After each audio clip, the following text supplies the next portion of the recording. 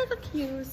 So ngayon, kami ay magmo-mall. After how many years? After 25 years. 25 years, makakapag-mall na kami. So ngayon, tatanungin ko itong mga kasama ko, magkano ang budget nyo? Tapos titignan natin mamaya kung magkano nasunod ang budget. Sige, sige. 400 years. 400.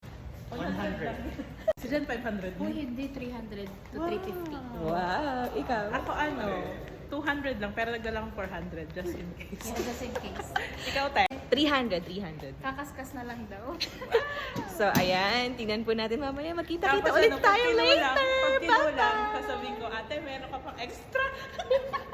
No, mga excited gumastos. Ang tagal na namin di nag-mall.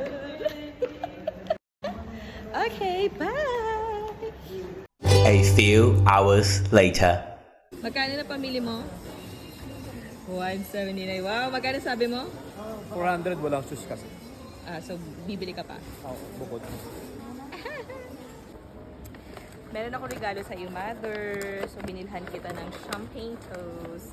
Wow. 69 equals 386. So nagsobra lang ako ng 86 reals. Happy and satisfied. Okay, compute na guys. Lumagpas ba kayo or hindi? Ako lang, 249 lang ako. Magkano sinabi mo?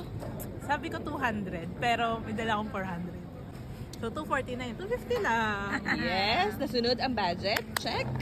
And you? Ako din, nasunod balik ka. Sabi ko ay 300 to 350, di ba? Totoo to. Ito lang nagastos Kalo? ko. 312. Kasama ice cream. Ay, hindi pala. Plus Plus, 8. kano ice cream? 8. 8 kasi naka-Vodafone Wow, na ibo. 320.